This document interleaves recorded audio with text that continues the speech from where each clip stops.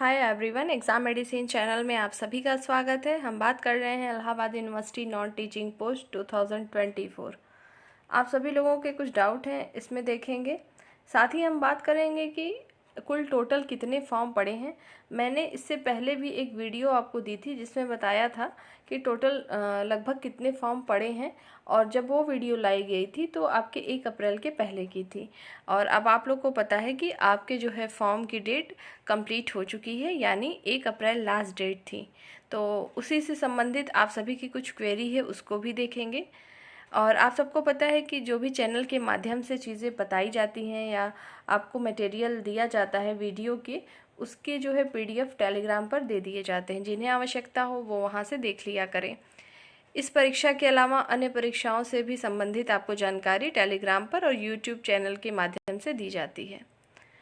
देखिए, आप सभी लोग ये पूछ रहे हैं क्या फॉर्म की डेट बढ़ेगी या नहीं बढ़ेगी, और सबसे ज़्यादा किसी ने क्वेश्चन किया है तो वो है एमटीएस और जूनियर ऑफिस असिस्टेंट के कैंडिडेट की टोटल फॉर्म अब तक कितने पड़े हैं। तो इस पर भी हम बात करेंगे, और इस पर भी बात करेंगे कि परीक्षा की तैयारी हम कैसे करें। देखिए, सबसे पहले हम बात कर लें कि फॉर्म की डेट की। तो देखिए, 1 अप्रैल लास्ट डेट थी। अब फॉर्म भरने की डेट खत्म हो चुकी है और कोई भी उम्मीद नहीं लग रही है कि डेट बढ़ेगी। तो ये मान के चलिए अब डेट नहीं बढ़ने वाली है। बढ़ना होता तो कुछ नोटिस आ गई होती, कुछ ऐसा हो गया होता। तो फॉर्म की डेट क्या है, अब नहीं बढ़ेगी, ना ही कोई करेक्शन के लिए डेट आएगी। ठीक है, और जो होगा अब एग्ज़ाम दीजिएगा, फिर उसके बाद देखा जाएगा। किसी से अगर कोई त्रुटि हुई है, कोई गलती हो गई है फॉर्म में, तो एडमिट कार्ड तो आ ही जाएंगे। फिर उसके बाद की बात है कि उसके लिए क्या किया जा सकता है। पहले आप अब एग्ज़ाम की तैयारी पर फोकस करेंगे। समझ में आ गया होगा आप सभी लोगों को। तो कुछ अभ्यर्थी जो ये पूछ रहे थे कि क्या फॉर्म की डेट बढ़ाई जाएगी, तो नहीं बढ़ाई जाएगी। इसलिए भी नहीं बढ़ाई जाएगी कि अभी देख रहे हैं आप सीटेट की फॉर्म की डेट बढ़ाई गई या अन्य परीक्षाओं की बढ़ा दी जाती है, तो क्योंकि उनके सर्वर में प्रॉब्लम होती है कुछ ऐसा। लेकिन इनके में ऐसा कुछ नहीं था। फॉर्म जब से फिल हो रहे हैं तब से कंटिन्यू सर्वर ठीक ही चल रहा था इनका।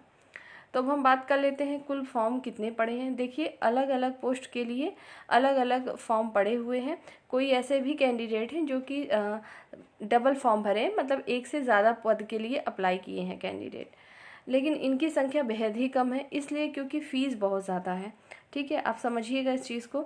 एमटीएस की बात करेंगे और जूनियर ऑफिस असिस्टेंट की, और इसी के अभ्यर्थी क्यों ज़्यादा पूछ रहे हैं, इसलिए क्योंकि इसमें सीट ज़्यादा थी और ज़्यादातर अप्लाई करने वाले कैंडिडेट यही हैं। तो एमटीएस में आपकी कुल 141 यानी 141 सीटें हैं, जबकि 49 सीट आपकी जूनियर ऑफिस असिस्टेंट की है। तो जैसा कि मैंने आपको पहले भी वीडियो में बताया था कि एक्यूरेट डेटा की कितने फॉर्म पड़े हैं फिक्स किसी को नहीं पता है। ठीक है, ये तो सिर्फ यूनिवर्सिटी को ही पता होगा, जिनके द्वारा ऑनलाइन सबमिट हुआ है उससे पता चलेगा। बाकी अगर आपको न्यूज़पेपर में कहीं डेटा मिला है कुछ भी, तो वो भी एक एवरेज होता है, लगभग में बताया जाता है कि कितना होगा। तो अगर आप मेरे अकॉर्डिंग पूछेंगे एमटीएस के लिए कि टोटल फॉर्म कितने पड़े हैं, मैंने बता ही दिया था आपको पहले भी कि 141 सीट के लिए बहुत ज़्यादा फॉर्म नहीं है। आप परेशान ना हो। फिर भी अगर देखा जाए और कंपेयर किया जाए और वैकेंसीज़ की तुलना में, तो इसमें फॉर्म कम ही है। आपको 30 से लेके 35,000 फॉर्म पड़े होंगे इसमें, इससे ज़्यादा फॉर्म नहीं होंगे। ठीक है, तो 30 से 35,000 ही फॉर्म होंगे एमटीएस के लिए। ठीक, और हम बात कर ले वहीं पे जूनियर ऑफिस असिस्टेंट के लिए, तो इसमें उससे भी कम फॉर्म पड़े होंगे। मतलब अगर इसकी हम बात कर लें तो इसमें मान के चलिए 20,000, 15 से 20,000 ही फॉर्म होंगे। अब आप सोचेंगे कि इतना कम क्यों, इसलिए क्योंकि कई रीज़न है, जैसा मैं शुरू से बता रही हूँ। आप सब लोग भी उसमें से जो लोग फॉर्म अभी भर भी चुके होंगे, उनको भी अभी कन्फ्यूज़न ही होगा सिलेबस को लेकर, परमानेंट जॉब है या नहीं, ऐसा तो नहीं है करप्शन हो जाएगा, मेरा रिजल्ट नहीं आया तो भरने के बाद भी आपको डाउट हो। तो सोचिए कि ऐसे कैंडिडेट जिनके लिए फ़ीस इतनी ज़्यादा है, वो इतना सब रिस्क क्यों लेंगे। ठीक, और दूसरी बात यह है कि आपको कि ज्वाइनिंग जब भी होगी तो प्रयागराज में ही होनी है, आपको इसके बाहर कहीं नहीं जाना होगा। तो कई रीज़न है कि जो यहाँ के हैं मैक्सिमम लोग वही फॉर्म भरे हैं। दूसरी बात यह है कि एमटीएस का तो कंफर्म है रिटन एग्ज़ाम, सिलेबस भी दे रखा है। जूनियर ऑफिस असिस्टेंट में क्या है, प्रीवियस ईयर में आपके एग्ज़ाम कंडक्ट हुए थे, और इस बार जो है एग्ज़ाम की पॉसिबिलिटी है भी और नहीं भी, क्योंकि नोटिफिकेशन में लिखा नहीं है इन्होंने। स्किल टेस्ट तो होगा, ये तो कंफर्म है, 100% कंफर्म है, लेकिन रिटन एग्ज़ाम होंगे या नहीं ये कंफर्म नहीं है अभी। ठीक है, तो ये नोटिस आने पर क्लियर किया जाएगा। और इसी वजह से मैंने आपको हमेशा से कहा है कि जो चीज़ें आपको चैनल के माध्यम से दी जा रही हैं वो आप पढ़िए चाहे ना पढ़िए, आप अपने स्तर से जीके, जीएस, कंप्यूटर, हिंदी और इंग्लिश को पढ़ते रहिए। आपके लिए ही फ़ायदा होगा, उससे मेरा कोई फ़ायदा होने वाला नहीं है। बाकी आपकी इच्छा है, आप सेल्फ डिसीज़न ले सकते हैं कि आपको क्या करना है और क्या नहीं करना है। तो ये तो रही बात आपके टोटल फॉर्म की। देखिए पहले आप लोग एक चीज़ और करते हैं, जैसे मैंने आपको कोई चीज़ बता दी तो एक शुरुआत में एक वीडियो देखा, एक लाइन सुन लिया, फिर तुरंत नीचे कमेंट कर दिया ये चीज़ बताइए। आप पहले उसको सुनते तो शायद आपको जवाब वहीं मिल गया होता, तो खुद भी आप परेशान होते हैं। ठीक, तो ऐसा ना किया करिए ताकि आपको आपका टाइम वेस्ट ना हो हर चीज़ को सर्च करने में। इस समय मैक्सिमम कैंडिडेट क्या कर रहे हैं, पहले तो फॉर्म भर रहे थे, फॉर्म भर चुके, अब उनको ये पता करना है कि कितने फॉर्म पड़े हुए हैं, फिर उसके बाद सब कुछ हो जाएगा तो एग्ज़ाम कब होगा। तो देखिए एग्ज़ाम आपको बताया ही दिया गया है कि जून से पहले नहीं होने वाला है, तो आप आराम से तैयारी करिए, पढ़ाई करते रहिए। जब भी जो चीज़ें होंगी आपको चैनल के माध्यम से बताया ही जाएगा, उससे पहले भी आपको पता चल जाएगा। आपको पता ही है सोशल नेटवर्क इतना ज़्यादा तगड़ा है कि हर जगह से आपको नॉलेज हो ही जाएगी। ठीक है, तो आप लोग केवल परीक्षाओं की तैयारी करें। अब बात आती है हम तैयारी करें तो करें कैसे। कुछ अभ्यर्थी ऐसे हो सकते हैं कि अभी शुरुआत कर रहे हों, अभी उन्होंने कोई फॉर्म कभी न भरा हो सकता है, और कुछ ऐसे हों जो कि लगातार फॉर्म भर रहे हैं। कुछ ऐसे भी अभ्यर्थी होंगे जो कहीं पे ऑलरेडी जॉब में होंगे, प्राइवेट सेक्टर में हो सकता है गवर्नमेंट में हो, लेकिन कहीं अदर स्टेट में हो और वो यहीं अपने यहाँ आना चाहते हो। तो ऐसे अभ्यर्थी के लिए सजेशन सिर्फ यही है, आप अपने माध्यम से जो भी आपको बुक बताई गई है, मतलब जो आपके पास किताबें हों, पर्टिकुलर इलाहाबाद यूनिवर्सिटी के नॉन टीचिंग पोस्ट के नाम से किताब नहीं मिलेगी। अगर मिल भी गई आपको तो कुछ नहीं उसमें अलग होगा, वही होगा जो आप हमेशा पढ़ते हैं, जीके, जीएस, करंट अफेयर और आपके जो है कंप्यूटर, हिंदी, इंग्लिश। और आपको लेवल याद रखना है, ट्वेल्थ लेवल तक में जितनी चीज़ें आपने पढ़ी हैं वही चीज़ पढ़नी है। हिंदी इंग्लिश में क्या पढ़ना है मैंने उसकी टॉपिक भी आपको कल बता दी थी, उसका पीडीएफ भी सेंड किया था, तो उसको पढ़िए। पढ़ना चाहेंगे तो इधर उधर भागने की ज़रूरत नहीं पड़ेगी, आपके पास खुद ही सब कुछ होगा पढ़ने के लिए।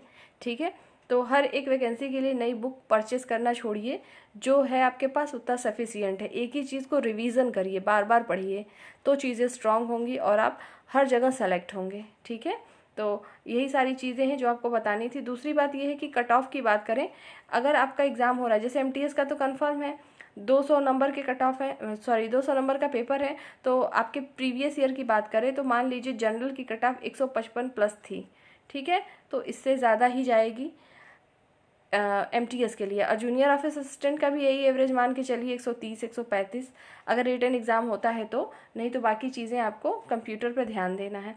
कंप्यूटर तो आपको सभी को पढ़ना है। ठीक है, चाहे आप एग्ज़ाम रिटन हो ना हो, आपको आना चाहिए, क्योंकि स्किल टेस्ट में जैसा कि मैंने बताया अभी कहीं नहीं लिखा है कि आपका सिर्फ क्वालिफाइंग होगा। हो सकता है पिछली बार की तरह 100 नंबर का टेस्ट ले लिया जाए, तो सिर्फ टाइपिंग नहीं होगी 100 नंबर की, उसमें आपको भले ही आप इंग्लिश में टाइपिंग ही करेंगे लेकिन उसके अलावा भी आपको चीज़ें दी जाएंगी, तो आप जैसे मेल करने को या कुछ ऐसी चीज़ें एक्स्ट्रा चीज़ें दी जाती हैं। मैंने इसी वजह से कुछ ऐसे टॉपिक स्टार्ट की है कंप्यूटर की, ताकि आपके जो है प्रैक्टिकल नॉलेज भी उससे बढ़े और स्किल टेस्ट में भी आपको काम आए और बाकी रिटन एग्ज़ाम में भी आपको काम आएगा। आज के डेट में अगर बात करें तो कोई भी कैंडिडेट ऐसा नहीं है किसी एक भर्ती को लेके या एक वैकेंसी को लेके बैठा है, नहीं, वो डिफरेंट क्षेत्र में हैं। वो देख रहे हैं कि हमारा एक रेंज क्या है, मेरी तैयारी कितने सिलेबस की है। मान लिया कि कोई एसएससी का कैंडिडेट है, उसकी इंग्लिश और मैथ अच्छी होती है, और बाकी जैसे यूपी आयोग है या यूपीपीएससी के अभ्यर्थी हैं और अदर हैं, तो इन लोगों की क्या होती है, भले ही इंग्लिश और मैथ थोड़ी वीक हो, बाकी चीज़ें स्ट्रांग होती हैं। तो जिस फील्ड में आप जा रहे हैं, जो एरिया आपको टच में लग रहा है कि आपसे रिलेट करता है, तो सभी फॉर्म अप्लाई करिए। अब वो टाइम गया कि आप सोचेंगे कि नहीं मेरा तो फोकस सिर्फ एक ही है, मुझे यही करना है। अगर ऐसा ही सोचेंगे तो आप देख ही रहे हैं क्या स्थिति चल रही है।